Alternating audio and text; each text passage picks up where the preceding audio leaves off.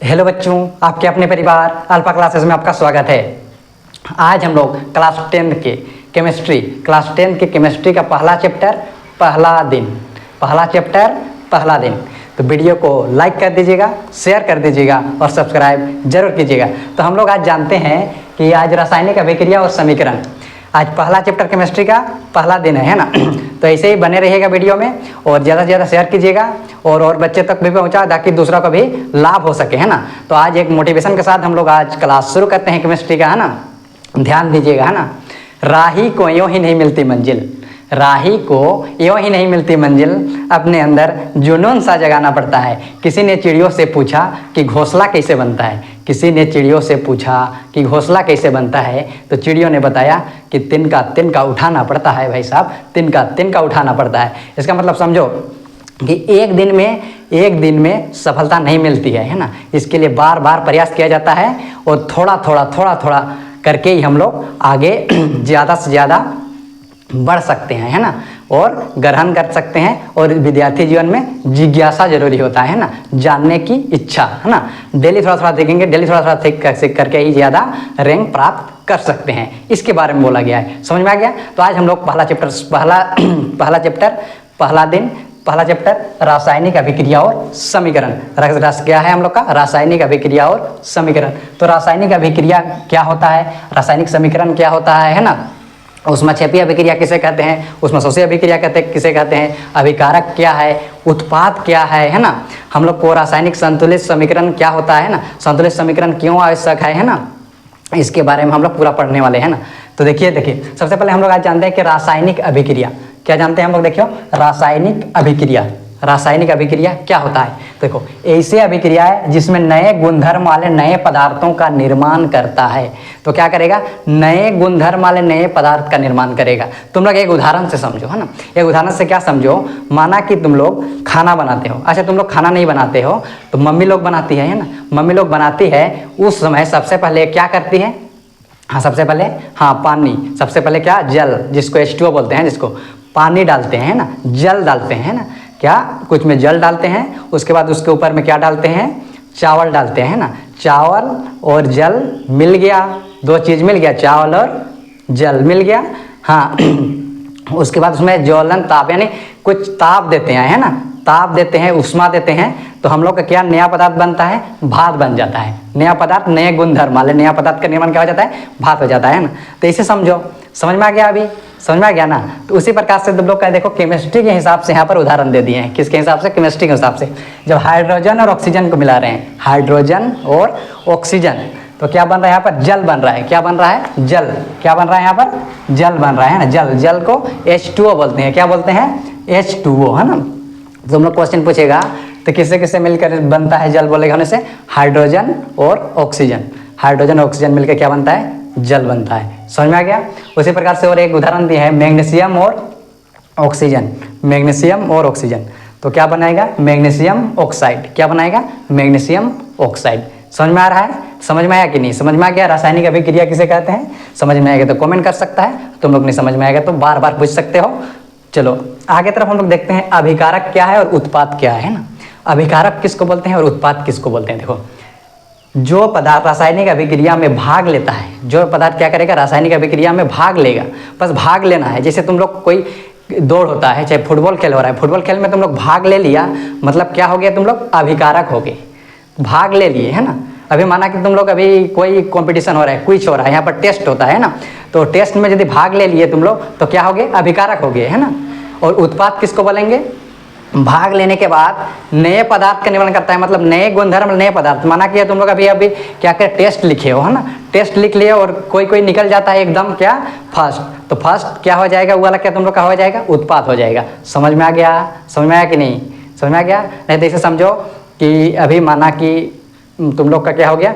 एक पानी लिए हो, है ना, जल लिए हो, है ना, उसमें डाल दिए हो क्या? नींबू, है ना, उसके बाद उसमें डाल दिए हो शुगर यानी चीनी, है ना। चीनी डालने के बाद उसमें नया गुणधर्म वाला क्या पदार्थ का निर्माण हो रहा है हम लोग का? उधर शरबत बन रहा है ना। शरबत नया गुणधर्म पदार्थ का निर्माण है ना, शरबत। जो शरबत बन गया वो हो गया हम लोग का उत्पाद। और जो यहाँ पर हम लोग चीनी वगैरह मिलाए हैं, चीनी जल वगैरह मिलाए हैं, जो अभिक्रिया में भाग लिया है, ये सब क्या बोलेंगे हम लोग? ये सब बोलेंगे अभिकारक। समझ में आ गया। तो देखो जो पदार्थ, देखो उत्पाद, देखिए जो पदार्थों में अभिक्रिया के बाद अभिक्रिया हो लेता है ना, उसका नए गुणधर्म वाले नए पदार्थ का निर्माण करता है, उसे क्या कहते हैं, उत्पाद कहते हैं। तो वही तो बोल दे रहे हैं ना। तो इसको केमिस्ट्री के हिसाब से हम लोग समझ लेते हैं। देखो हाइड्रोजन और ऑक्सीजन को मिलाए तो क्या बन गया, जल बन गया, है ना। तो हाइड्रोजन और ऑक्सीजन क्या हो गया यहाँ पर, जो भाग ले रहा है, क्या ले रहा है, भाग ले रहा है ना यहाँ पर। तो क्या हो गया यहाँ पर, अभिकारक, क्या हो गया, अभिकारक, अभिकारक हो गया। समझ में गया। और जो नया चीज बन गया इसको क्या बोलते हैं हम लोग, उत्पाद। क्या बन गया, उत्पाद बन गया। क्या बन गया, जल बन गया, क्या, उत्पाद, नया चीज, है ना, बन गया ना। तुम लोग क्वेश्चन पूछेगा कि हाइड्रोजन और ऑक्सीजन से मिलकर क्या बनता है, तो क्या बन जाएगा, जल, है ना, जिसको पानी जो भी बोल सकते हो तुम लोग अपनी भाषा में, जैसे, है ना, लेकिन केमिस्ट्री की भाषा में जल ही होता है। समझ में आ गया। तो आगे हम लोग देखो, समझ में आ गया दोनों, जो समझ में नहीं आएगा तो पूछ सकते हो एकदम। उसके बाद देखो रासायनिक समीकरण। रासायनिक समीकरण किसको बोलते हैं, रासायनिक अभिक्रियाओं में देखो संकेतों और सूत्रों के माध्यम से व्यक्त करते हैं, उसे रासायनिक समीकरण कहते हैं। देखो संकेतों के और सूत्रों के माध्यम में व्यक्त करेंगे। जैसे हम मैग्नीशियम को यहाँ पर क्या लिखे हैं, Mg लिखे हैं, ऑक्सीजन को O2 लिखे हैं, हाइड्रोजन को H लिखते हैं, हीलियम को He लिखते हैं, बेरिलियम, बोरन, कार्बन, नाइट्रोजन होता है, ऑक्सीजन होता है, फ्लोरीन होता है, नियोन होता है, सोडियम होता है, मैग्नीशियम होता है, Mg वगैरह लिखते हैं ना, ऐसे Mg हो गया, है ना, मैग्नीशियम को, ऑक्सीजन को O2, है ना, हाइड्रोजन को H2 लिखते हैं कि नहीं, लिखते हैं। उसी को बोलते हैं हम लोग रासायनिक समीकरण। रासायनिक समीकरण मतलब संकेत, हाइड्रोजन का He, हाइड्रोजन का H हो गया ना, हीलियम का He हो गया। समझ में आ रहा है ना। उसके बाद देखो नहीं समझ में आ रहा तो साधारण उदाहरण समझो।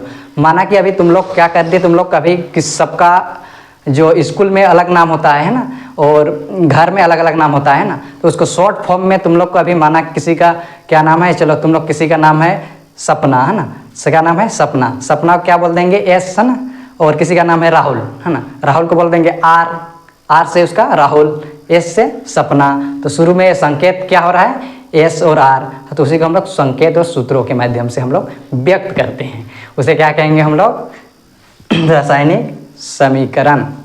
समझ में आया कि नहीं, समझ में आ गया।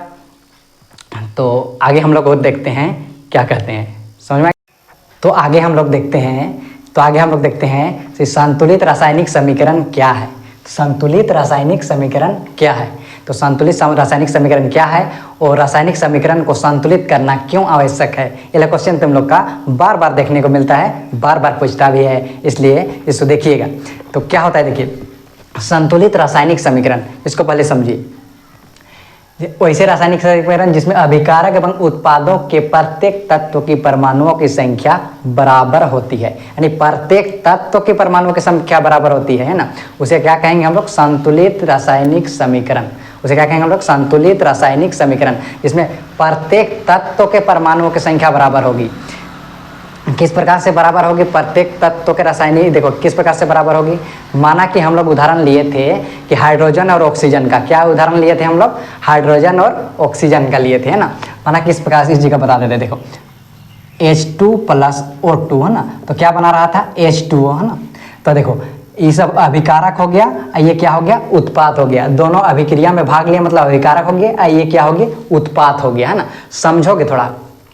तो देखो हाइड्रोजन इस साइड अभिकारक तरफ, दोनों तरफ तत्व के परमाणुओं की संख्या क्या होती है, यहाँ पर बोला गया है बराबर होती है। क्या होती है, बराबर होती है। इसको ध्यान दीजिएगा, है ना।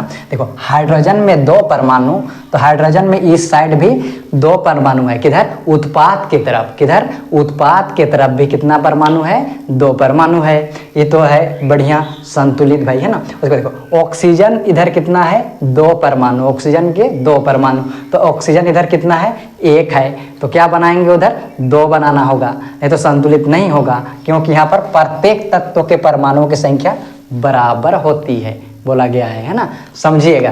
तो इधर क्या दे दिए हम लोग, आगे में देंगे 2, क्या में देंगे, आगे में 2 लगाएंगे, तो 2 दूना 4, 2 2 जा 4, है ना, 2 दूना 4, 2 2 जा 4 हो रहा है। यहाँ पर भी हम लोग 2 लगाएंगे, 2 2 जा 4H, 2O 2O, ऑक्सीजन भी 2, हाइड्रोजन 4 हो गया, है ना, यानी संतुलित हो गया। समझ में आ गया। ये हो गया संतुलित रासायनिक समीकरण। ये क्वेश्चन आता है तुम लोग को और बोलता है कि संतुलित रासायनिक समीकरण को संतुलित करना क्यों आवश्यक है, क्या फायदा है उसको, हम लोग संतुलित करेंगे तो, है ना, संतुलित नहीं करेंगे तो क्या फायदा है, ये वाला क्वेश्चन तुम लोग को पूछ रहा है। समझ में आ रहा है, दिमाग में आ रहा है, थोड़ा बहुत ध्यान दीजिएगा ना।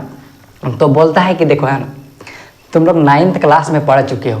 9th क्लास में क्या पढ़े हो तुम लोग कि द्रव्यमान संरक्षण के नियम। क्या पढ़े हो तुम लोग? द्रव्यमान संरक्षण के नियम। तो द्रव्यमान संरक्षण के नियम अनुसार उसमें कहा जाता था, देखिए द्रव्यमान संरक्षण का नियम क्या कहता था न, पदार्थों में है ना, देखो पदार्थों में जब बनता है तो ना उसका सृजित होती है और ना ही उसका विनाश किया जा सकता है। बस एक वस्तु से दूसरे वस्तु पर, एक चीज़ से दूसरे चीज़ पर क्या किया जा सकता है? स्थानांतरण किया जा सकता है।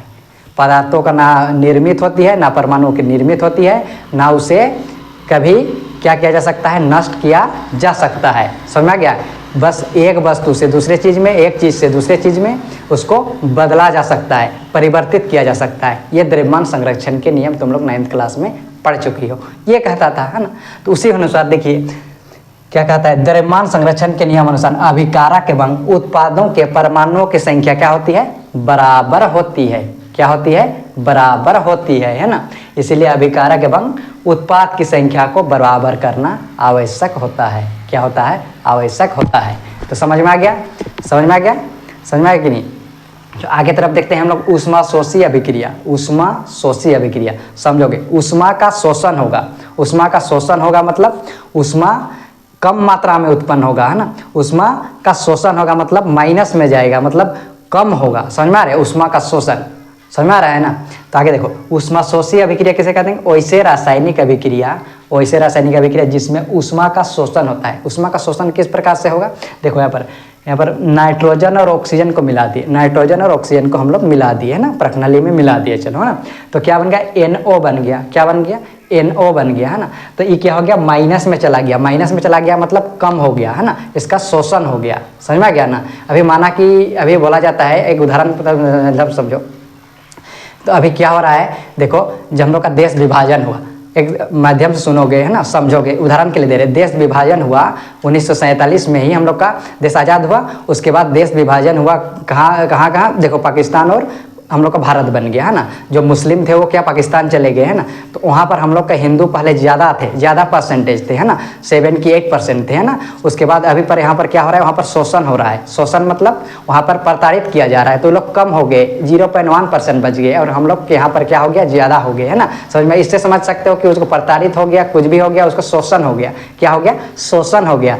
और क्या हो गया? वो कम हो गए, है ना। उसी प्रकार से यहाँ पर कम हो जाता है। समझ में आ गया? उसके बाद देखो, ऊष्मा क्षेपी अभिक्रिया कहते हैं वैसे रासायनिक अभिक्रिया जिसमें ऊष्मा उत्पन्न होती है। क्या होती है? ऊष्मा उत्पन्न करेगा, ज्यादा मात्रा में ऊष्मा उत्पन्न करेगा, मतलब प्लस में जाएगा। देखो कार्बन और ऑक्सीजन को हम लोग मिलाएंगे तो कार्बन डाइऑक्साइड बनेगा। क्या बनेगा? कार्बन डाइऑक्साइड गैस, है ना, जिसको हम लोग छोड़ते हैं और पेड़ पौधे लेता है ना। पेड़ पौधे ऑक्सीजन छोड़ता है और हम लोग लेते हैं। समझ में आ गया ना। तो पेड़ पौधे क्या छोड़ता है? ऑक्सीजन। समझ में आ रहा है ना। ये समझोगे तो पूछना है। तो जैसे कार्बन और ऑक्सीजन को हम लोग मिलाए तो क्या बना? कार्बन डाइऑक्साइड बना। तो इसमें क्या हो रहा है? हम लोग का प्लस में जा रहा है, यानी क्या हो रहा है? ऊष्मा उत्पन्न होता है। क्या होता है? ऊष्मा ज़्यादा हो जाता है। नहीं, हम लोग भारत में जैसे हिंदू और मुस्लिम का हम उदाहरण लिए थे, तो पाकिस्तान में कम हो गया था, मतलब वहाँ शोषण प्रताड़ित हो रहा था और कम हो गया। उसी प्रकार से ऊष्मा शोषी अभिक्रिया में क्या हो जाता है? कम हो जाता है। और ऊष्मा क्षेपी अभिक्रिया में क्या हो जाता है? ज़्यादा हो जाता है ना। ऊष्मा क्षेपी अभिक्रिया में क्या हो जाता है? उत्पन्न हो जाता है। हम लोग भारत में मुस्लिम क्या हो गए? ज़्यादा हो गए, मतलब एक ऊष्मा क्षेपी का काम किया। समझ में आ गया? ऐसा समझ में आ गया। चलो आगे तरफ और देखते हैं हम लोग, है ना।